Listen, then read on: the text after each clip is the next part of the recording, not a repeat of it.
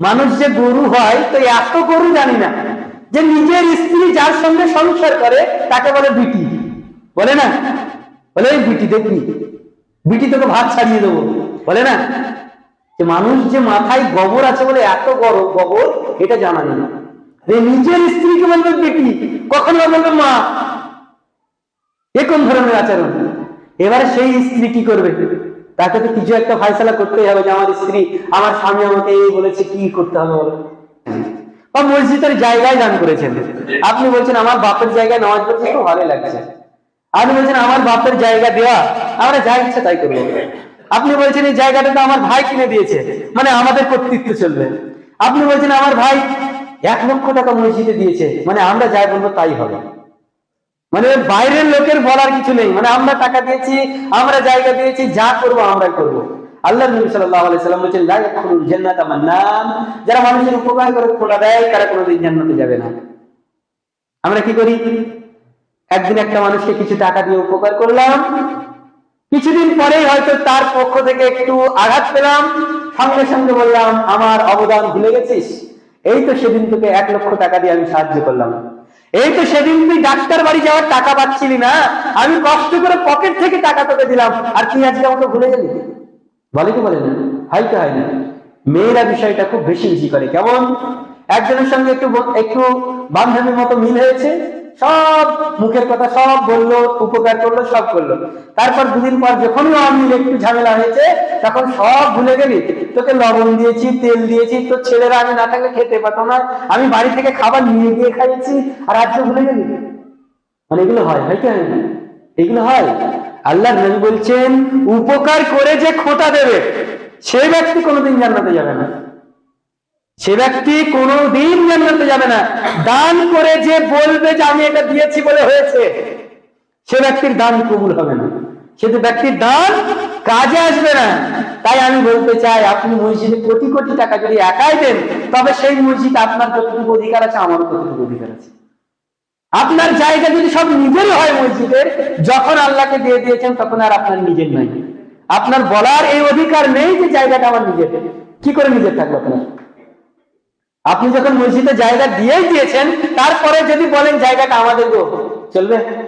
জায়গাটা দিয়েছেন কাকে? আল্লাহকে, মসজিদের জন্য। তো মসজিদে যারাই নামাজ পড়বে তার জায়গা, এটা কিনা? তো আপনি যদি মনে করেন যে আমার জায়গা, আমার বাপের জায়গা, আমার দাদুর জায়গা, আমার ভাই দিয়েছে, দাদু দিয়েছে, অমুক দিয়েছে, তমুক দিয়েছে যদি বলেন, তা আল্লাহ রাসূল সাল্লাল্লাহু আলাইহি ওয়াসাল্লাম বলেছেন লা ইয়াদখুলুল জান্নাতা মান্নান, যারা খোটা দেয় তারা জান্নাতে যাবে না। আপনি যত বড়ই আলেম হন, যত বড়ই হাজী হন, যত বড়ই মুফতি হন, যত বড়ই দানবীর হন না কেন, আপনি যদি দান করে খোটা দেন, আপনি যদি মানুষের উপকার করে খোটা দেন, লা ইয়াদখুলুল জান্নাহ, আপনার ক্ষমতা নেই জান্নাতে যাওয়ার। এটা আমার কথা নয়, এটা স্বয়ং মহানবী সাল্লাল্লাহু আলাইহি সাল্লাম বলছেন। তাহলে উপকার করছেন, এটা ভালো কথা। উপকার করার পরে একবার যদি বলে ফেলেন যে তোকে দিলাম আর ভুলে গেলি, তোর জন্য এত কিছু করলাম আর আজ মনে রাখলি না, তাহলে সব শেষ, সব শেষ, সব গুঁড়ো বাড়ি হয়ে যাবে, মানে সে গুড় খাওয়া যাবে না, আপনার এক নেকি হবে না যদি একবার বলে ফেলেন যে সব ভুলে গেলি। আপনি মানুষের উপকার করেন কেন বলেন? আপনি যদি মনে করেন যে মানুষের উপকার করছে মানুষের কাছে নাম নেওয়ার জন্য, তাহলে আপনি যা ইচ্ছা করেন, কোনো কাজ নেই। আর যদি বলেন যে না উপকার করেছি নেকির জন্য, তাহলে আপনার অধিকার নেই যে সেই উপকারের তুলনা অন্য কোনো সময় দেওয়া বা সেই উপকারের জন্য অন্য কাউকে বলা, এটা আপনার অধিকার নেই। আর যদি মনে করেন যে আমি বলবো মানুষকে একটু হেল্প করবো, মানুষে বলবে যে না লোকটা আসলে ভালো রে, সবার সাহায্য করে। আপনি মনে করছেন অমুকের বিয়েতে এত টাকা দিলাম, তাহলে মানুষকে জানিয়ে দিই, তাহলে বলবে না লোকটা ভালো রে, খুব সাহায্য করে। মানে এটা যদি উদ্দেশ্য থাকে, তাহলে তার পরিণাম আপনি দুনিয়াতেই পেয়ে যাচ্ছেন। মানে মানুষ আপনাকে ভালো বলেছে, আপনার সব শেষ, মানে ভালো বলেছে, এটাই তো আপনার পাওনা ছিল।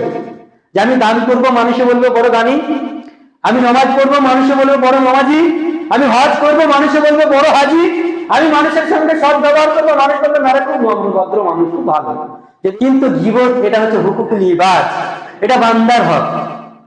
আপনি আমার পিছনে কথা বলবেন, আমি যতদিন পর্যন্ত ক্ষমা না করব, আল্লাহ সুবহানাহু ওয়া তাআলা এই গুনাহকে ক্ষমা করবেন না। তার কারণ এই পাপ জড়িয়ে আছে বান্দার সঙ্গে, এ পাপ জড়িয়ে আছে কোন ব্যক্তির সঙ্গে, গীবতের পাপ। তার জন্য আল্লাহ সুবহানাহু ওয়া তাআলার কাছে যদি আপনি কাবা ঘরের গিলাফ ধরেও যদি হাজারো মাথা ডুকরিয়ে ডুকরিয়ে কাঁদেন, তারপরেও কিন্তু গীবতের পাপ আল্লাহ সুবহানাহু ওয়া তাআলা ক্ষমা করবেন না। কেন? সেটা তো মানুষের সঙ্গে জড়িয়ে পাপ।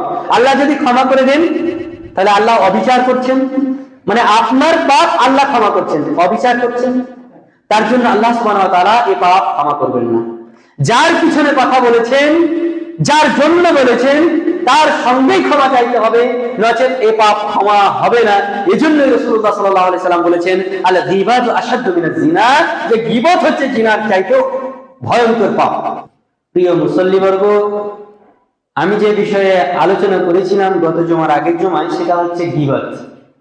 আজকেও আলোচনা হবে গীবত। তার কারণ গীবত এমন একটি পাপ, যে পাপটি করলে মানুষ জান্নাত যেতে পারবে না। সেই মানুষটি যতই নামাজ, রোজা, হজ, যাকাত ইত্যাদি ইত্যাদি ইবাদত করুক না কেন, যদি সেই ব্যক্তিটি কাউরির গীবত করে, তাহলে সেই ব্যক্তিটি জান্নাত যেতে পারবে না। কেন? মহানবী মুহাম্মদ রাসূলুল্লাহ সাল্লাল্লাহু আলাইহি সাল্লাম বলেছেন, লা ইয়াদখুলুনাল জান্নাতা কাত্তাত, যারা অপরের পিছনে কথা বলে, যারা পরনিন্দা করে, তারা লা ইয়াদখুলুনাল জান্নাহ, তারা জান্নাতে যাবে না। তাহলে যে ব্যক্তিটি নামাজ পড়ছে, নামাজ পড়ার পরেও যদি গীবত করে, তাহলে সে নামাজটা কাজে লাগবে না। মানে সে জান্নাতে যদি না যেতে পারে, তাহলে নামাজের মূল্য কি আছে? আমরা যে নামাজ, রোজা, হজ, যাকাত ইত্যাদি ইত্যাদি গুলো করি, ইবাদত গুলো করি, এটার মূল টার্গেট কি? যে এগুলার মাধ্যমে আমরা জান্নাত যাব, তাই কি না? যে আমরা নামাজ পড়তে এসেছি, এর একটাই উদ্দেশ্য যে নামাজ পড়বো, জাহান্নাম থেকে বেঁচে যাব, জান্নাত পাবো, তাই তো? এই নামাজ পড়ার পরেও যদি আমরা গীবত করি, তাহলে নবী সাল্লাল্লাহু আলাইহি সাল্লাম বলছেন, লা ইয়াদখুলুনাল জান্নাহ, সে ব্যক্তি কোনোদিন জান্নাতে যাবে না। কাত্তাত, যে ব্যক্তি অপরের নিন্দা করে, মানে অপরের সমালোচনা করে, অপরের গীবত করে, সে ব্যক্তিটি জান্নাতে যেতে পারবে না। তাহলে আমাদের বিষয়টি খুবই জরুরি বিষয়। গীবত বিষয়টি খুবই গুরুত্বপূর্ণ বিষয়, যেটা আপনাকে জান্নাত থেকে ঠেকিয়ে দিতে পারে, যে বিষয়টি আপনার জান্নাতের বাধা হয়ে যেতে পারে। তো গত জুমাতে বলেছিলাম যে গীবত কাকে বলে, সেখানে হাদিস দিয়ে আপনাদেরকে বুঝিয়েছিলাম যে গীবত সেটাকেই বলা হয়। আল্লাহর নবী সাল্লাল্লাহু আলাইহি সাল্লাম বলছেন যে যিকরুকা আখাকা বিমা ইয়াকরা, গীবত সেটাই যেটা তুমি তোমার এমন একটা ভাইয়ের পিছনে কথা বললে, যেটা শুনলে সে অপছন্দ করবে, সেটাই গীবত। গীবতের জন্য দুটি শর্ত রয়েছে, ভালো করে বুঝবেন। গীবতের জন্য দুটি শর্ত রয়েছে, মানে গীবত হওয়ার জন্য দুটি শর্ত। একটা শর্ত হচ্ছে যে কথাটা বলবেন সেটা সত্য কথা হতে হবে। দ্বিতীয় নম্বর, যার জন্য বলবেন তার পিছনে হতে হবে। এই দুটি শর্ত হচ্ছে গীবতের। কি বললাম? গীবতের জন্য শর্ত দুটি। এক নম্বর, যে কথাটা বলবেন সেটা সত্য হতে হবে, 100% সত্য হতে হবে, মানে 100% সত্য হতে হবে কথাটা। নাম্বার দুই, যার জন্য কথাটা বলবেন তার পিছনে হতে হবে, মানে তার অনুপস্থিতিতে হতে হবে, তাহলে সেটা গীবত। সেটাই মহানবী সাল্লাল্লাহু আলাইহি সাল্লামকে একজন সাহাবা জিজ্ঞেস করছেন, আল্লাহ রাসূল, আমি যেটা বলছি সেটা যদি আমার ভাইয়ের মধ্যে থাকে, তাহলে কি সেটা গীবত হবে? আল্লাহ রাসূল সাল্লাল্লাহু আলাইহি সাল্লাম বলছেন, তুমি যেটা বলছো সেটা যদি তার মধ্যে বিদ্যমান থাকে, তাহলেই সেটা গীবত। আর যেটা বলছে সেটা যদি না থাকে, তাহলে সেটা গীবত নয়, সেটা অপবাদ, সেটা গীবতের চাইতে ভয়ঙ্কর। কিন্তু আমরা বুঝি না গীবত কাকে বলে। আমরা মনে করি সত্য হলে গীবত নয়, মিথ্যা হলে গীবত। কিন্তু আমি কি বললাম? গীবতের জন্য মূল শর্ত দুটি। এক, যে বিষয়ে বলবেন সেটা সত্য হতে হবে। নাম্বার দুই, তার পিছনে হতে হবে, তাহলেই গীবত।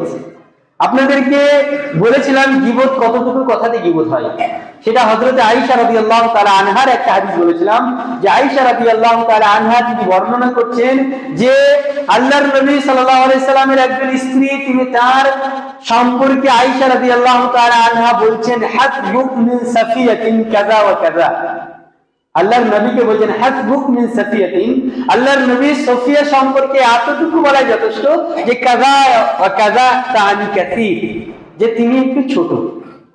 আল্লাহ রসুলকে বলছেন, আল্লাহ রসুল সাফিয়া সম্পর্কে এতটুকুই বলা যথেষ্ট, যেটা আমি কাসির কাদা বা কাদা, হাত দিয়ে দেখাচ্ছেন যে কাদা বা কাদা, এরূপ এরূপ, মানে একটু ছোট। আল্লাহ নবী কথাটা শোনা মাত্রই বললেন, লাকাদ কুলতি কালিমাত, আয়েশা তুমি এমন এক ধরনের বাক্য বললে যে বাক্যটা যদি সমুদ্রের পানিতে ফেলে দেওয়া হয় তাহলে এই কথাটা এতটা বিষাক্ত কথা, এত মারাত্মক কথা যে সমুদ্র পানি পর্যন্ত নষ্ট করে দেবে। এটা হচ্ছে গীবত। দুঃখের বিষয়, আমরা দিনে কতই না গীবত করি, আমরা দিনে রাতে কতই না গীবত করি।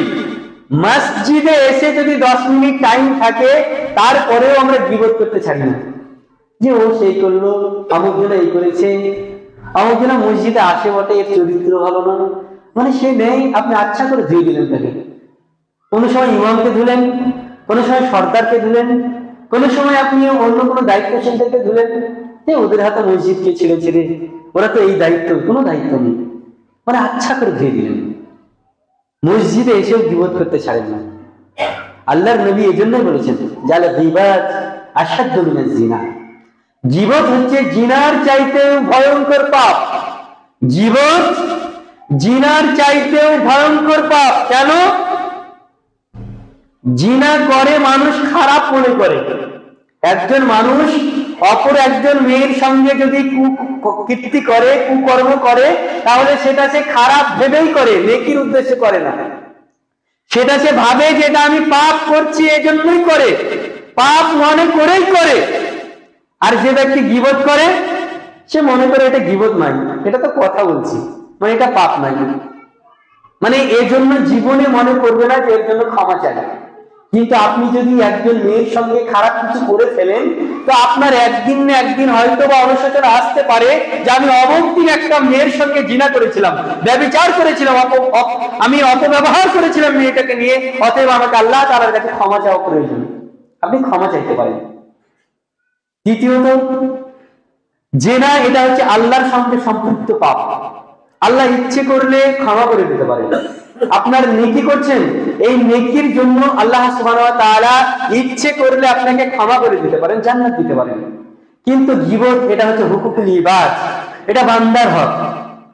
আপনি আমার পিছনে কথা বলবেন, আমি যতদিন পর্যন্ত ক্ষমা না করব আল্লাহ সুবহানাহু ওয়া তাআলা এই গুনাহকে ক্ষমা করবেন না। তার কারণ এই পাপ জড়িয়ে আছে বান্দার সঙ্গে, এ পাপ জড়িয়ে আছে কোন ব্যক্তির সঙ্গে, গীবতের পাপ। তার জন্য আল্লাহ সুবহানাহু ওয়া তাআলার কাছে যদি আপনি কাবা ঘরের গিলাফ ধরেও যদি হাজারো মাথা ঝুঁকরিয়ে ঝুঁকরিয়ে কাঁদেন, তারপরেও কিন্তু গীবতের পাপ আল্লাহ সুবহানাহু ওয়া তাআলা ক্ষমা করবেন না। কেন? সেটা তো মানুষের সঙ্গে জড়িয়ে পাপ। আল্লাহ যদি ক্ষমা করে দেন তাহলে আল্লাহ অবিচার করছেন, মানে আপনার পাপ আল্লাহ ক্ষমা করছেন, অবিচার করছেন। তার জন্য আল্লাহ সুবহানাহু ওয়া তাআলা এই পাপ ক্ষমা করবেন না। যার পিছনে কথা বলেছেন, যার জন্য বলেছেন, তার সঙ্গেই ক্ষমা চাইতে হবে, নচেত এ পাপ ক্ষমা হবে না। এজন্যই রাসূলুল্লাহ সাল্লাল্লাহু আলাইহি সাল্লাম বলেছেন, আল গীবাতু আশাদ্দু মিনাজ জিনা, যে গীবত হচ্ছে জিনার চাইতেও ভয়ঙ্কর পাপ, বড় পাপ। হাদিসটা যদিও দুর্বল, যদিও যায়ীফ, তারপরে অর্থটা ঠিক। বড় বড় মুহাদ্দিস তিনারা বলেছেন যে হাদিসটার অর্থ ঠিক রয়েছে। তাহলে গীবত মানুষ যে কোনো টাইমে করে থাকে, যে কোনো প্রকার মানুষ গীবত করে থাকে। কথা বলছে, কথা বলতে বলতে দুটো চারটে কথা বলতে বলতে চট করে একটা বাইরের কথা চলে আসলো যে অমুক জনাই করেছে, মানে তখন গীবত শুরু হয়ে গেল। এই জন্য আল্লাহ সুবহানাহু ওয়া তাআলার নবী সাল্লাল্লাহু আলাইহি সাল্লাম বলেছেন, যেটা গত জুমাতে বলেছিলাম, যে আল্লাহর নবী সাল্লাল্লাহু আলাইহি সাল্লামকে একজন বাঁচার রাস্তা চাইলেন, যে আল্লাহর নবী আমি জাহান্নাম থেকে বাঁচতে চাই, আমাকে রাস্তা দেখান। আল্লাহর নবী সাল্লাল্লাহু আলাইহি সাল্লাম একটা বাক্য বলেছিলেন যে আমসিক আলাইকা লিসানাক, তুমি তোমার মুখকে কন্ট্রোল করো, জিহ্বাকে কন্ট্রোল করো, মুখ দিয়ে কথা বেশি বলিও না। কথা বললেও হতে পারে মিথ্যা বলবে, নচেত অপরের কথা বলবে, গীবত হয়ে যেতে পারে। তাই তুমি তোমার মুখকে কন্ট্রোল করো। তো গীবত ভয়ঙ্কর পাপ। কেমন পাপ? মহানবী সাল্লাল্লাহু আলাইহি সাল্লাম বলছেন, মান কানা যাল ওয়াজহাইন, যে ব্যক্তি স্বভাব হচ্ছে দুমুখপনা। আল্লাহর নবী বলছেন মান কানা, যে ব্যক্তি যাল ওয়াজহাইন, মানে তার দুটো চেহারা রয়েছে, মানে তার দুটো রূপ। আরে বলি না যে এর দুটো মুখ, বলি না? আসলে কি মানুষের দুটো মুখ হয়? প্রত্যেক মানুষের একটাই মুখ হয়, কিন্তু কথার কারণে বলি এ দুমুখ। এ দুমুখ সাপ, আমরা যেটা বলি যে দুমুখ সাপ, তোর কাছে এক বলবো, ওর কাছে এক বলবে, বলি না? আল্লাহর নবী সাল্লাল্লাহু আলাইহি সাল্লাম বলছেন, মান কানা যাল ওয়াজহাইন, যে ব্যক্তি দুমুখ সাপ হবে। আমি আপনাদের ভাষাটাই বললাম, আর আল্লাহ রাসূলের ভাষা যে মান কানা যাল ওয়াজহাইন, যার দুটো চেহারা হবে। যার দুটো চেহারা, মানে আপনাকে এক চেহারা দেখাবে, আপনার পিছনে থেকে আপনাকে পিছনে ফেলে দিয়ে আরেকজনের কাছে যাবে, তার কাছে আরেক চেহারা, মানে আপনার কাছে আপনার সুনাম, আর আপনার কাছ থেকে যেখানে চলে যাবে আপনার বদনাম।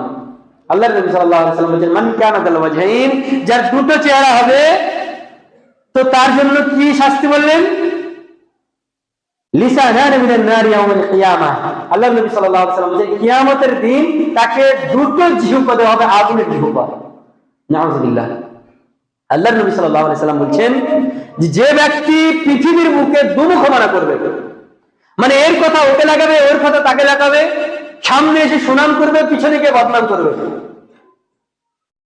আল্লাহর নবী সাল্লাল্লাহু আলাইহি ওয়াসাল্লাম বলছেন যে লিসানান মিনান নার, তার জন্য দুটো জিহ্বা দেওয়া হবে। মানুষের সাধারণত একটা জিহ্বা থাকে, এই দুরকম কথা বলেছিল বলে দুটো জিহ্বা দেবে। কিসের জিহ্বা? মিনান নার, আগুনের জিহ্বা। ইয়াউমুল কিয়ামা, কিয়ামতের দিনে অবস্থা কেমন হবে? আপনার জিহ্বাতে যদি কেউ একটা ডিশলাই লাগিয়ে যদি একটু ছ্যাঁকা দেয়, অবস্থা কেমন হবে? বা একটু লোহা গরম করে যদি আপনি জিহ্বাতে ঠেকিয়ে দেয়, অবস্থা কেমন হবে?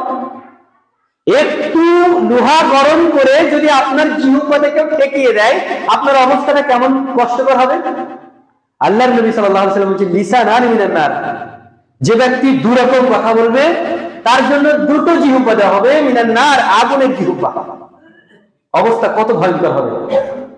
তাহলে দুমুখপনা করা থেকে খুবই সাবধান থাকবেন, খুবই সতর্ক থাকবেন। শুধু তাই নাই, মহানবী সাল্লাল্লাহু আলাইহি সাল্লাম স্বয়ং হাদিস তিনি বলছেন যে আল্লাহ সুবহানাহু ওয়া তাআলা যখন আমাকে মিরাজের রাত্রিতে যখন মিরাজে নিয়ে গেলেন, জান্নাত দেখা হলো, জাহান্নাম দেখা হলো। এই জান্নাত জাহান্নাম দেখতে গিয়ে আমি এমন এক শ্রেণীর মানুষের পাশ দিয়ে অতিক্রম করলাম যাদের হাতে নখ ছিল তামার নখ। মানুষের নখ বলছেন, আল্লাহর নবী বলছেন যে তাদের হাতে ছিল বড় বড় তামার নখ। নখ দিয়ে কি করছে? তারা মুখমণ্ডল এবং বুককে আপনার চূর্ণ বিচূর্ণ করে একদম ছিঁড়ে ফেলছে, মানে নিজের মুখ নিজে খামচাচ্ছে, নিজের বুক নিজে ছিঁড়ে রক্তাক্ত করে ফেলছে। আল্লাহ রাসূল সাল্লাল্লাহু আলাইহি ওয়াসাল্লাম জিবরিলকে জিজ্ঞেস করলেন, মান হাউলাই? জিবরিল, হে জিবরিল, এরা কারা যারা এত ভয়ঙ্কর ভাবে নিজের মুখকে ছিঁড়ে ফেলছে, যারা এত ভয়ঙ্কর ভাবে নিজের বক্ষদ্বয়কে ছিঁড়ে আপনার বিদীর্ণ করে দিচ্ছে, এরা কারা? জিবরাইল আলাইহিস সালাম উত্তরে বললেন যে এরা হচ্ছে আপনার উম্মতের সেই ব্যক্তিরা যারা মানুষের সমালোচনা করত, যারা মানুষের পিছনে গীবত করত, এরা হচ্ছে তারা। তাহলে গীবতকারীর শাস্তি আল্লাহ সুবহানাহু ওয়া তাআলা কিয়ামতের দিন তাকে আগুনের আপনার তামার বড় বড় নখ দেবে, যে নখ দিয়ে সে নিজের চেহারা নিজেই আঁচড়াবে, নিজের বুক নিজেই আঁচড়াবে এবং একদম চূর্ণ বিচূর্ণ করে দেবে, একদম ছিঁড়ে খুঁড়ে একদম তছনছ করে দিবে। আল্লাহর নবী সাল্লাল্লাহু আলাইহি সাল্লাম বলছেন, তারপরেও আমরা গীবত করতে চাই না। আল্লাহর নবী সাল্লাল্লাহু আলাইহি সাল্লাম তিনি বারবার নিষেধ করেছেন, ইয়াকুম বিজ্জান, তোমরা ধারণা করা থেকে বেঁচে থাকো। কেননা অধিকাংশ ধারণা হচ্ছে মিথ্যা। আল্লাহর নবী সাল্লাল্লাহু আলাইহি সাল্লাম বলছেন, ইয়াকুম বিজ্জান, তোমরা ধারণা করা থেকে বেঁচে থাকো, মানে সন্দেহ করা থেকে বেঁচে থাকো যে এই হচ্ছে মানে এই হতে পারে, মানে এই সন্দেহ থেকে বেঁচে থাকো। কেন? ফাইন্না যন, নিশ্চয় ধারণা, কিযবুল হাদিস, এটা হচ্ছে মিথ্যা। অধিকাংশ ধারণা মিথ্যা, অধিকাংশ ধারণা আপনার জাহান্নামের পথ। আর মিথ্যা কোথায় নিয়ে যাবে? মানুষকে গুমরাতে নিয়ে যাবে, গুমরাহিতে নিয়ে যাবে, আর গুমরা মানুষকে জাহান্নামের দিকে নিয়ে যাবে। এজন্য রাসূলুল্লাহ সাল্লাল্লাহু আলাইহি ওয়াসাল্লাম বলছেন, ইয়াকুম বিজ্জান, খবরদার তোমরা ধারণা করবে না, ধারণা থেকে বেঁচে থাকবে। কেননা ফাইন্না যন কিযবুল হাদিস, কেননা হচ্ছে ধারণা করা এটা হচ্ছে মহাপাপ, বড় পাপ। তাহলে আমি আপনাদেরকে দুজমা ধরে যেটা শোনাচ্ছি সেটা হচ্ছে গীবত করা যাবে না, গীবত মহাপাপ। গীবত করলে মানুষ জান্নাতে যেতে পারে না। আরেকটা হাদিস রাসূলুল্লাহ সাল্লাল্লাহু আলাইহি ওয়াসাল্লাম বলেন, লা ইয়াদখুলুনাল জান্নাতা মান্নান, যে ব্যক্তি খোঁটা দেয় সেও কোনোদিন জান্নাতে যেতে পারবে না। যে ব্যক্তি খোঁটা দেয়, মানে আপনি মসজিদে টাকা দিয়েছেন, বা মসজিদের জায়গায় দান করেছেন। আপনি বলছেন আমার বাপের জায়গায় নামাজ পড়তে খুব ভালো লাগছে। আপনি বলছেন আমার বাপের জায়গা দেওয়া, আমরা যা ইচ্ছে তাই করবো। আপনি বলছেন এই জায়গাটা তো আমার ভাই কিনে দিয়েছে, মানে আমাদের কর্তৃত্ব চলবে। আপনি বলছেন আমার ভাই 1,00,000 টাকা মসজিদে দিয়েছে, মানে আমরা যাই বলবো তাই হবে। মানে বাইরের লোকের বলার কিছু নেই, মানে আমরা টাকা দিয়েছি, আমরা জায়গা দিয়েছি, যা করবো আমরাই করবো। আল্লাহ নবী সাল্লাল্লাহু আলাইহি সাল্লাম বলেছেন লা ইয়াদখুলুল জান্নাতা মান্নান, যারা মানুষের উপকার করে খোটা দেয় তারা কোনোদিন জান্নাতে যাবে না। আমরা কি করি? একদিন একটা মানুষকে কিছু টাকা দিয়ে উপকার করলাম, কিছুদিন পরেই হয়তো তার পক্ষ থেকে একটু আঘাত পেলাম, সঙ্গে সঙ্গে বললাম আমার অবদান ভুলে গেছিস? এই তো সেদিন তোকে 1,00,000 টাকা দিয়ে আমি সাহায্য করলাম, এই তো সেদিন তুই ডাক্তার বাড়ি যাওয়ার টাকা পাচ্ছিলি না, আমি কষ্ট করে পকেট থেকে টাকা তোকে দিলাম, আর তুই আজকে আমাকে ভুলে গেলি? বলে কি বলে না? হয়তো হয় না। মেয়েরা বিষয়টা খুব বেশি বেশি করে। কেমন? একজনের সঙ্গে একটু একটু বান্ধবীর মতো মিল হয়েছে, সব মুখের কথা সব বললো, উপকার করলো, সব করলো। তারপর দুদিন পর যখনই অমিল একটু ঝামেলা হয়েছে, তখন সব ভুলে গেলি, তোকে লবণ দিয়েছি, তেল দিয়েছি, তোর ছেলেরা আমি না থাকলে খেতে পারতো না, আমি বাড়ি থেকে খাবার নিয়ে গিয়ে খাইয়েছি, আর আজকে ভুলে গেলি? মানে এগুলো হয়, হয় কি হয় না? এগুলো হয়। আল্লাহ নবী বলছেন উপকার করে যে খোঁটা দেবে সেই ব্যক্তি কোনোদিন জান্নাতে যাবে না, সে ব্যক্তি কোনোদিন জান্নাতে যাবে না। দান করে যে বলবে যে আমি এটা দিয়েছি বলে হয়েছে, সে ব্যক্তির দান কবুল হবে না, সে ব্যক্তির দান কাজে আসবে না। তাই আমি বলতে চাই, আপনি মসজিদে কোটি কোটি টাকা যদি একাই দেন, তবে সেই মসজিদ আপনার যতটুকু অধিকার আছে আমারও ততটুকু অধিকার আছে। আপনার জায়গা যদি সব নিজেরই হয় মসজিদের, যখন আল্লাহকে দিয়ে দিয়েছেন তখন আর আপনার নিজের নাই। আপনার বলার এই অধিকার নেই যে জায়গাটা আমার নিজের। কি করে নিজের থাকবে আপনার? আপনি যখন মসজিদে জায়গা দিয়েই দিয়েছেন, তারপরে যদি বলেন জায়গাটা আমাদের গো, চলবে? জায়গাটা দিয়েছেন কাকে? আল্লাহকে, মসজিদের জন্য। তো মসজিদে যারাই নামাজ পড়বে তার জায়গা, এটা কিনা?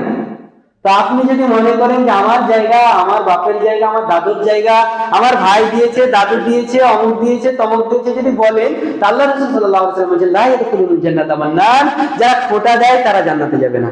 আপনি যত বড়ই আলেম হন, যত বড়ই হাজী হন, যত বড়ই মুফতি হন, যত বড়ই দানবীর হন না কেন, আপনি যদি দান করে খোটা দেন, আপনি যদি মানুষের উপকার করে খোটা দেন, লা ইয়াদখুলুল জান্নাহ, আপনার ক্ষমতা নেই জান্নাতে যাওয়ার। এটা আমার কথা নয়, এটা স্বয়ং মহানবী সাল্লাল্লাহু আলাইহি সাল্লাম বলছেন। আর উপকার করছেন এটা ভালো কথা, উপকার করার পরে একবার যদি বলে ফেলেন যে তোকে দিলাম আর ভুলে গেলি, তোর জন্য এত কিছু করলাম আর আজ মনে রাখলি না, তাহলে সব শেষ, সব শেষ, সব গুঁড়ো বাড়ি হয়ে যাবে, মানে সে গুড় খাওয়া যাবে না, আপনার এক নেকি হবে না যদি একবার বলে ফেলেন যে সব ভুলে গেলি। আপনি মানুষের উপকার করেন কেন বলেন? আপনি যদি মনে করেন যে মানুষের উপকার করছে মানুষের কাছে নাম নেওয়ার জন্য, তাহলে আপনি যা ইচ্ছা করেন, কোনো কাজ নেই। আর যদি বলেন যে না উপকার করেছি নেকির জন্য, তাহলে আপনার অধিকার নেই যে সেই উপকারের তুলনা অন্য কোনো সময় দেওয়া বা সেই উপকারের জন্য অন্য কাউকে বলা, এটা আপনার অধিকার নেই। আর যদি মনে করেন যে আমি বলবো মানুষকে একটু হেল্প করবো, মানুষে বলবে যে না লোকটা আসলে ভালো রে, সবার সাহায্য করে, আপনি মনে করছেন অমুকের বিয়েতে এত টাকা দিলাম, তাহলে মানুষকে জানিয়ে দিই, তাহলে বলবে না লোকটা ভালো রে, খুব সাহায্য করে, মানে এটা যদি উদ্দেশ্য থাকে তাহলে তার পরিণাম আপনি দুনিয়াতেই পেয়ে যাচ্ছেন। মানে মানুষ আপনাকে ভালো বলেছে, আপনার সব শেষ, মানে ভালো বলেছে এটাই তো আপনার পাওনা ছিল, যে আমি দান করবো মানুষে বলবে বড় দানি, আমি নামাজ পড়বো মানুষে বলবে বড় নামাজি, আমি হজ করবো মানুষে বলবে বড় হাজি, আমি মানুষের সঙ্গে সৎ ব্যবহার করবো, মানুষ বলবে না খুব ভদ্র মানুষ, খুব ভালো। যদি এই উদ্দেশ্য থাকে তাহলে আপনার দুনিয়াতেই পাওনা আপনি পেয়ে গেলেন, আখিরাতে আপনার জন্য কিছু থাকবে না।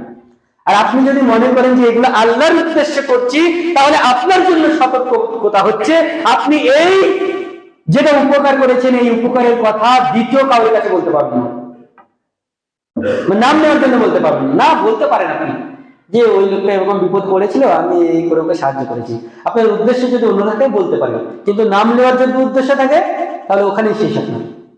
তাহলে আপনাকে বলতে চাই, যেটা আপনি করবেন, কাউরির কিছু সাহায্য করবেন, টাকা দিয়ে হোক, শ্রম দিয়ে হোক, বুদ্ধি দিয়ে হোক, যে কোনো দিয়ে হোক না কেন, সেটা পরে আপনি তাকে আঘাত দেবেন না সেটা দিয়ে, যে তোকে দিলাম আর ভুলে গেলি, এত কিছু করলাম তোকে আজ আমার জন্য একটু মনে থাকলো না, এতটুকু বলার অধিকার আপনার নেই, যেটা বলছিলাম। তাহলে গীবত এটা কি? হারাম। গীবত এটা কি? জাহান্নামের একটি রাস্তা। তো জাহান্নাম থেকে বাঁচতে গেলে গীবতকে ছাড়তে হবে, জান্নাতে যেতে গেলে গীবতকে পরিত্যাগ করতে হবে। তাহলে কি আমরা কোনো গীবতই করবো না? না। কিছু কিছু গীবত আছে যেগুলো করা অপরিহার্য বা খরচ, কিছু কিছু গীবত আছে যেগুলো করা অপরিহার্য বা খরচ। এর মধ্যে আপনাকে কিছু গীবতের কথা বলি যেগুলো আপনি বলতে পারেন। আপনার উপরে একজন অত্যাচার করেছে, একজনের সঙ্গে জমি কিনেছে, সে আপনাকে বলছে না আমি বেচিনি, আপনাকে বলছে না আমি বেচিনি, মানে আপনার উপরে অত্যাচার করছে। মানে আপনি নিজের টাকা দিয়ে কিনেছেন, নিজের পয়সা মিটিয়ে দিয়েছেন সব, তারপরে বলছে হয়তো তোমাকে বেচিনি আমি জমি, কে বেঁচেছে? তখন আপনি কি করবেন? তাহলে কি সে যে আপনার উপর মিথ্যা অপবাদ দিচ্ছে তার জন্য কি কিছু বলবেন? আপনি চুপচাপ বসে থাকবেন? আপনি তো শুনলেন যে গীবত করা হারাম, গীবত করলে মানুষ জাহান্নামে যাবে, তাহলে তার যে অপকর্ম, এই অপকর্মের বিরুদ্ধে আপনি বলবেন না? না, আপনি বলতে পারবেন যে আপনার উপরে যদি কেউ জুলুম করে, অত্যাচার করে, তাহলে অত্যাচারের জন্য আপনি যারা বিচারক তাদের কাছে দাঁড়িয়ে বলতে পারেন যে অমুক ব্যক্তি আমার উপরে অত্যাচার করেছে, অমুক জনের কাছে আমি জমি কিনেছি, সে আমাকে রেজিস্ট্রি করে দিচ্ছে না, আপনারা একটা ব্যবস্থা করিয়ে দিন। বা অমুক জনের আমার এই ক্ষতি করেছে, আপনারা এর জন্য কিছু একটা করুন। অমুক জন আমার জমি সব ফসল কেটে শেষ করে দিয়েছে, কিছু একটা করুন। এটা আপনি বলতে পারেন। মানে আপনার উপরে যদি কেউ অত্যাচার করে, এই অত্যাচার থেকে বাঁচার জন্য আপনি কোনো ব্যক্তির কাছে, যারা বিচার করে, বিচারক, তাদের কাছে গিয়ে আপনি বলতে পারেন যে অমুক ব্যক্তি আমার এই ক্ষতি করেছে।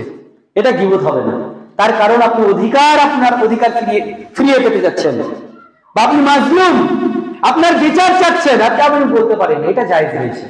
তাহলে কি বললাম?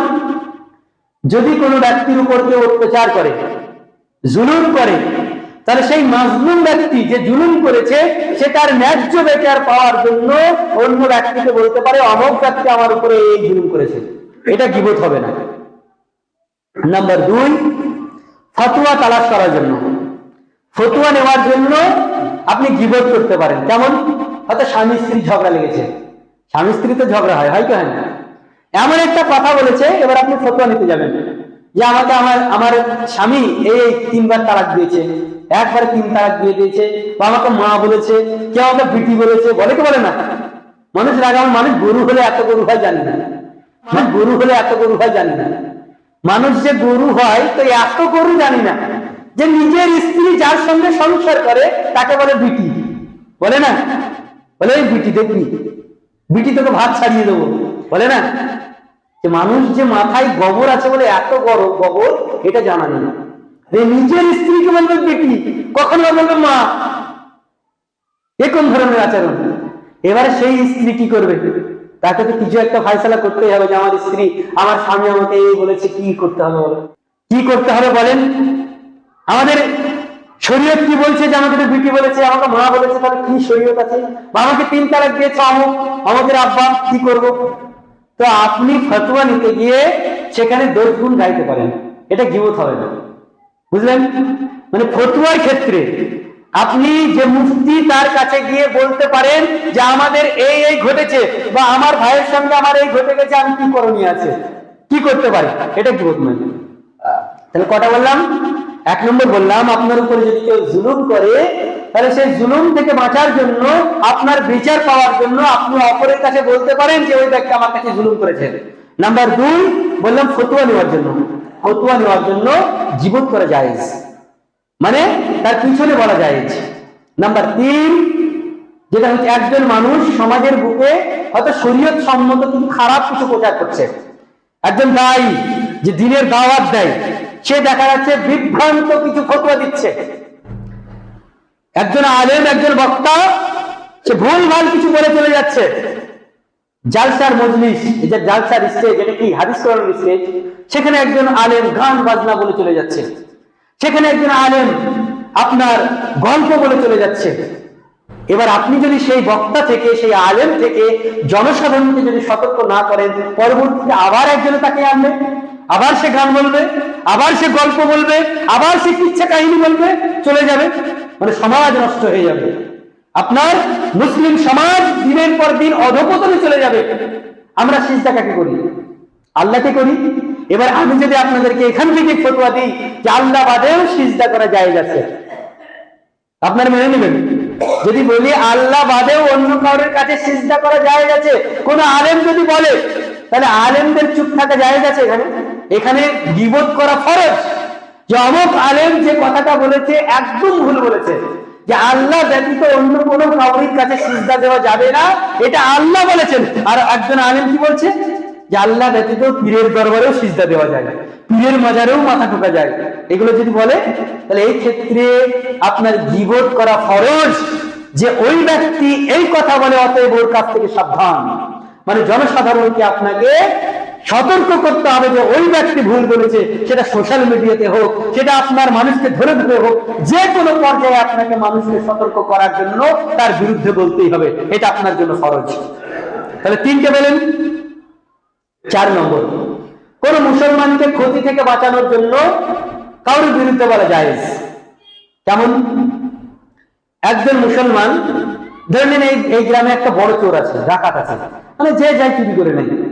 আপনি কি বলবেন? যে অমুক ব্যক্তি খুব বড় ধরনের ডাকাত গো, ওর থেকে একটু সাবধানে থাকবেন, ওর কাছে যাবেন না, ও খারাপ মানুষ, ওর কাছে গেলে আপনার ক্ষতি হতে পারে।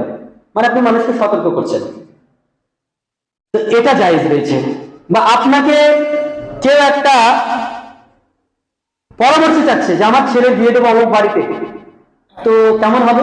আপনি জানেন ছেলেটা বড় হিরোইন খোঁজে, আপনি জানেন ছেলেটা টাচ খেলে, আপনি জানেন ছেলেটা যত রকম নেশা সব সাথে জড়িত। এবার আপনাকে গ্রামের মানুষ বলে আপনাকে জিজ্ঞেস করছে একজন, যে ভাই আমার মেয়ের বিয়ে দেবো অমুকের বিটির সঙ্গে, আমার অমুকের ছেলের সঙ্গে, তো কেমন হবে? এবার আপনি গ্রামের লোক, আপনি যদি বলেন ভাই ওর চাইতে ভালো মানুষ আর নেই গো, খুব ভালো ছেলে, দাও দাও বিয়ে দাও, খুব ভালো ছেলে, ছেলেটা একদম কাউরির সঙ্গে ঝামেলা করে না, কোনো নেশা করে না, কিচ্ছু করে না, খুব ভালো ছেলে, একদম ফেরেশতার মতো ছেলে। তাহলে কি হবে? তাকে আপনি ধোঁকা দিলেন, তাকে আপনি ফাঁসিয়ে দিলেন, তার একটা ক্ষতি করলেন। তো বিয়ের জন্য যদি কোনো ব্যক্তি কাউরির কাছে পরামর্শ চায়, তাহলে কি বলবেন? যেটা সত্য সেটাই বলবেন। সে গীবত জায়েজ রয়েছে। যে ভাই হ্যাঁ গো, ছেলেটার সঙ্গে বিয়ে দিবা ভাবছে, তো ছেলেটা হিরোইন খায়, ছেলেটার মধ্যে এই দোষ রয়েছে, আপনি বলতে পারেন, এটা জায়েজ রয়েছে। তাহলে আপনার উপর ডিপেন্ড করে সে কিন্তু বিয়ে দিতে আসছে। যে ভাই তোমাকে তো চিনি গ্রামের, আর অন্য কাউকে তো অত চিনি না, তো তোমার সঙ্গে আমি ওর বিষয়ে কিছু জানতে যাচ্ছি। তো আপনার এখানে কর্তব্য হচ্ছে যেটা জানেন সেটা সত্য বলতে হবে। সে যদি হিরোইন খোর হয়, আপনাকে বলতে হবে ছেলেটা হিরোইন খায়। সে যদি আপনার জিনাখোর হয়, আপনাকে বলতে হবে ছেলেটা জিনাখোর। বলতে হবে যেটা সত্য সেটা বলতে হবে। মানে কাউকে পরামর্শ দেওয়ার সময় সৎ পরামর্শ দিতে হবে। কেউ একজনের সঙ্গে ব্যবসা করতে যাচ্ছে, জানেন লোকটা খুব বড় ঠকবাজ, একজন বলছে ভাই আমি আমাদের সঙ্গে ব্যবসা জড়াতে যাচ্ছি, কেমন হবে? আপনি জানেন ঠকবাজ, তারপরে যদি বলেন যে না আসলে ভালো লোকটা, ওর সাথে ব্যবসা করার কোনো ক্ষতি নেই, তাহলে তাকে আপনি ক্ষতি করে দিলেন। আপনার উপর ডিপেন্ড করে সে ব্যবসায় জড়ালো। আপনি যদি বলতেন যে না লোকটা একটু ছ্যাঁটা রয়েছে, লোকটা একটু আপনার হিসাব নিকেশ ভালো করে দেয় না, পরে টাকা মেরে খায়, আপনি যদি বলতেন, তাহলে সে ব্যবসায় লাগতো না। তো এগুলো জায়েজ রয়েছে। কটা বললাম? 4টে। 1 নম্বর কি বললাম? জুলুম থেকে বাঁচার জন্য। আপনার উপর জুলুম করেছে, আপনি বলতে পারেন যে আমার উপরে এই অত্যাচার করেছে। 2 নম্বর কি বললাম? ফতোয়া দেওয়ার জন্য, যে আমার এই ঘটে গেছে, কি করবো বলো। নাম্বার 3 কি বললাম? যে একজন ব্যক্তি আপনার সমাজে বিভ্রান্তি ছড়াচ্ছে, তার বিরুদ্ধে আপনাকে সমাজকে সতর্ক করতে হবে, জায়েজ রয়েছে। পরামর্শের ক্ষেত্রে পরামর্শ চাচ্ছে, আপনি সৎ পরামর্শ দেবেন। পরামর্শের ক্ষেত্রে যাই হোক সেটা আপনাকে বলতে হবে, সেটা জায়েজ রয়েছে। নাম্বার 5, সেটা হচ্ছে কাউরির ক্ষতি থেকে বাঁচানোর জন্য মানুষকে আপনার গীবত করা জায়েজ রয়েছে। কাউরির ক্ষতি থেকে বাঁচানোর জন্য একজন মানুষ সিগারেট খায়, কথার কথা বলছি, এবার আপনার ছেলেকে কি বলবেন? যে অমুকের ছেলে সিগারেট খায়, ওর সঙ্গে বেড়ায় না, তুমি আস্তে আস্তে সিগারেট খাওয়া ভরে যেতে পারো। বা অমুকের ছেলে একটু ছ্যাঁচড়া আছে, লোকের পকেট মেরে মেরে বেড়ায়, তো ওর সঙ্গে তুমি বেড়ায় না, মানে ওর মতো গুণ তোমারও হয়ে যেতে পারে। মানে কাউকে কাউরির থেকে সতর্ক করার জন্য। যে ছেলেটা ভালো নয়, প্রকাশ্য গুনাহ করে, তার থেকে মানুষকে সতর্ক করবেন। যে ব্যক্তিটা প্রকাশ্য গুনাহ করছে, গুনাহকে কিছু মনেই করে না, যে তার বিরুদ্ধে মানুষকে একটা বলে, যারা পারবে যে তাকে দমানোর মতো, তাদেরকে বলুন যে অমুক ব্যক্তি এই কাজ করছে, কি করা যায় বলুন। মানে তাকে ছোট করার জন্য নয়, তাকে শুধরানোর জন্য, যে কি করা যায় বলুন তো, এটা জায়েজ রয়েছে। নাম্বার 6, কাউরির পরিচয় দেওয়ার জন্য, হয়তো একজনের নেংড়া, একজনের খোঁড়া, একজনের কানা, বা একজনের কিছু দোষ গুণ রয়েছে, কোনো পরিচয় যদি মানুষকে না বুঝতে পারে, শেষ পর্যন্ত যদি বলেন যে অমক সেই কানা হোক, যে লোকটা একটু চোখে দেখতে পায় না, তার বাড়ির কাছে বাড়ি, এটা বলতে পারেন। কি বললাম? পরিচয় দেওয়ার জন্য। কেমন পরিচয়? কোন পরিচয় যদি আপনি না পান, মানে সব রকম বলছেন তাও বুঝতে পারছেন না। একজনে বলছে আব্দুর রহমানের বাড়ি কোথায় গো, আপনি সব বলছেন কিছু বুঝতে পারছেন না। শেষ পর্যন্ত বলছেন যে একজনে খোঁড়া লোক নাই, তোমাদের গ্রামে ভিক্ষা করতে যাই, তাদের বাড়ির পাশে আব্দুর রহমানের বাড়ি। তখন আমরা চট করে বুঝে যাবে যে হ্যাঁ অমুক জনের বাড়ির পাশে বাড়ি। তাহলে এটা জায়েজ রয়েছে। উদ্দেশ্য এই নয় যে আপনি তাকে খোঁড়া বলার জন্য বলছেন, কেন? তাকে পরিচয় করিয়ে দেওয়ার জন্য। তো এটা জায়েজ রয়েছে। তো এই গীবত গুলো জায়েজ। বাকি ছোটখাটো যেগুলো আপনারা করেন, এগুলো যদি করেন তাহলে কিন্তু আপনি জান্নাত পাবেন না, আপনার জন্য জান্নাত চিরতরে হারাম। তারপরেও এই যেগুলো বললাম, এগুলো গীবত করা জায়েজ ততটুকু। আপনার উদ্দেশ্য হবে তাকে ছোট করা নয়, তাকে সংশোধন করা। যেটাই হোক, যারই গীবত করছেন এগুলো, তাকে ছোট করা নয়, তাকে সংশোধন করার উদ্দেশ্যে এগুলো করা যায়। আপনার যদি উদ্দেশ্য থাকে যে অমুক দিনে এই করেছে, সবাইকে বলে দাও, ব্যাস, আর সমাজে মুখ দেখাতে পারবেন না, এটা হারাম। মানে আপনার উদ্দেশ্য থাকবে যে খারাপ কাজ করছে, কিভাবে একে বাঁচাবে, এটা জায়েজ। আল্লাহর কাছে পরিশেষে দোয়া করি আল্লাহ তাআলা আমাদেরকে গীবত এই মহাপাপ থেকে আমাদের সকলকে উদ্ধার করুন, আমিন।